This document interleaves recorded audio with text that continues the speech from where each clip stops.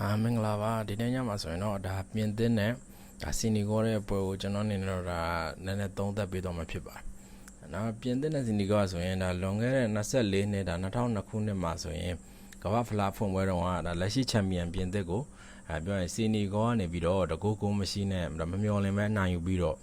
့ကမ္ဘာဖလားမှာဆိုရင်ဒါအကြီးမားဆုံး shot တစ်ခုဖြစ်သွားအောင်လုပ်ပြခဲ့ဘူးလို့ပဲဖြစ်ပါတယ်။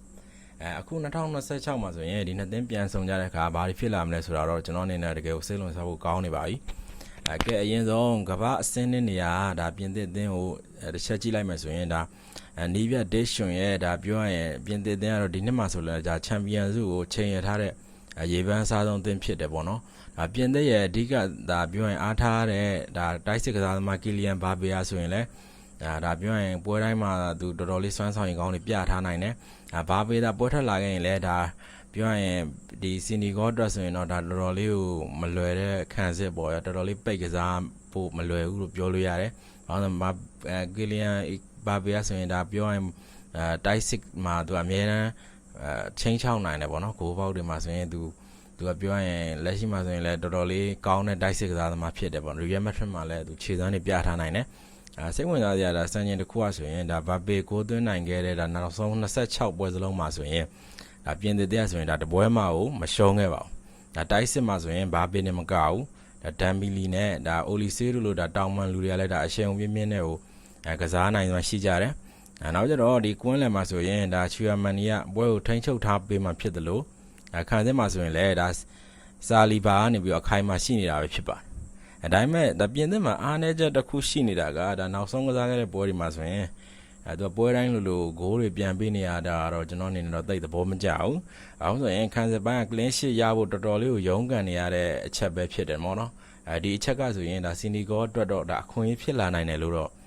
ကျွန်တော်အနေနဲ့တော့မြင်တယ်။နောက်ကျတော့ဒါတစ်ဖက်ကဆိုရင်ဒါအာဖရိကရဲ့ဒါတော်တော်လေးကိုတောင်းတင်းတဲ့အသင်းဖြစ်တဲ့ဒါစီနီဂေါအသင်းဘက်ကိုကျွန်တော်တစ်ချက်ကြည့်လိုက်မယ်ဆိုရင်ဒါစီနီဂေါကအာဖရိကရဲ့အင်အားကြီးဆုံးနဲ့ဒါစုဖွဲ့မှုအကောင်းဆုံးအသင်းတွေကနေပြီးတော့တသင်းပဲဖြစ်ပါတယ်သူတို့ရဲ့ဒါလက်ရှိနီးပြဆိုရင်ဒါပါပီတီယောဟာဆိုရင်ဒါပြန်2002ခုနှစ်ကုန်းကဆိုရင်ဒါပြင်သစ်ကို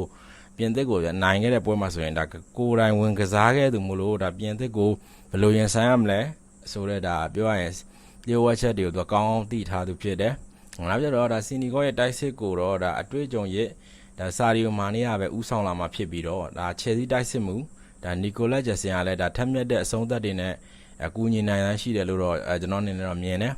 သူတို့ရဲ့ဒါကစားဟန်ကတော့ဒါခိုင်စစ်ကိုခိုင်မာပိတ်ပြီးတော့ကြမ်းခိုင်မှုပိုင်းမှာဆိုရင်အသာစီးယူပြီးတော့ဒါမာနေတို့ဂျက်ဆင်တို့ရဲ့ဒါလျင်မြန်တဲ့ဒါကောင်တာတက်တွေနဲ့တံမြန်တိုက်စစ်တွေနဲ့ပဲဒါပြင်သစ်ကိုဒုက္ခပေးနိုင်တဲ့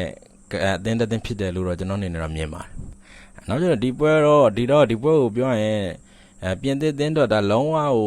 ပြောရင်များလွယ်ကူတဲ့ပွဲမဟုတ်ဘူးလို့ကျွန်တော်အနေနဲ့မြင်တယ်ဘာလို့လဲဆိုရင်ဒါစင်ဒီဂေါရဲ့ဒါတံမြန်တိုက်စစ်တွေကလည်းပြင်သစ်ကိုပွဲဥထမှာတော်တော်လေးကိုဒုက္ခပေးနိုင်တာရှိနေလို့ပဲဖြစ်ပါတယ်ဒါပေမဲ့ဒါပြင်သစ်သင်းရဲ့အားသာချက်ကဒါတပွဲလုံးအခြေအနေမကောင်းရင်တောင်မှဒါဂိမ်းကိုတစ်ချက်ထဲနဲ့အဖြေပြောင်းလဲပြစ်နိုင်တဲ့ကမ္ဘာအဆင့်ဒါပြောရင်ကစားသမားတွေအများကြီးရှိနေတာဖြစ်ပါတယ်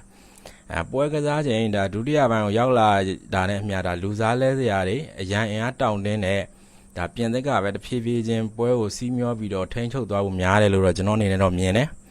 ဒါကြောင့်မို့လို့ကျွန်တော်ဒီပွဲမှာဆိုရင်စီနီဂေါဘက်ကတကိုးပြန်သွင်းပြီးဒုက္ခပေးနိုင်တောင်မှနောက်ဆုံးမှာတော့ပြင်သစ်အသင်းကပဲဒါ2ဂိုးတကိုးဒါမှမဟုတ်2-0လောက်နဲ့အနိုင်ရလက်ကိုရရှိသွားမယ်လို့တော့ကျွန်တော်အနေနဲ့တော့ခံမှန်းချင်ပါတယ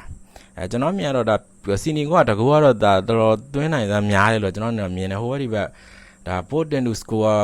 ဖြစ်မယ်လို့တော့ကျွန်တော်အနေနဲ့မြင်ပါတယ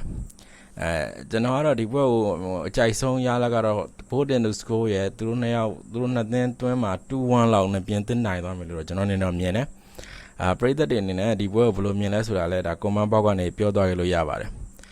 ကျွန်တော်ကတော့ဒီပွဲမှာဆိုရင်ပြင်သစ်ဂိုးပြတ်ရဖို့တော်တော်လေးရုန်းကန်ရမယ်ပွဲလို့ကျွန်တော်အနေနဲ့မြင်တယ်ကျွန်တော်ကတော့ဒါပြောရင်ဂိုးအောက်နဲ့ဒါ potent to score ပို့ပြီးတော့တော်တော်လေးကိုသဘောကျနေတာဖြစ်ပါတယ်အဲ့ဆိုရင်တော့ကျွန်တော်ဒီနေ့သုံးသပ်ပေးခဲ့တယ်ဒီနေ့ညတနာရီကမှကစားကြမယ်ပြင်သစ်နဲ့စီနီဂေါရဲ့ပွဲကတော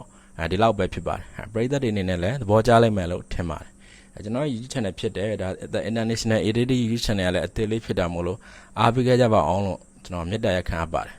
ဟုတ်ကဲ့အားလုံးကျေးဇူးတင်ပါတယ်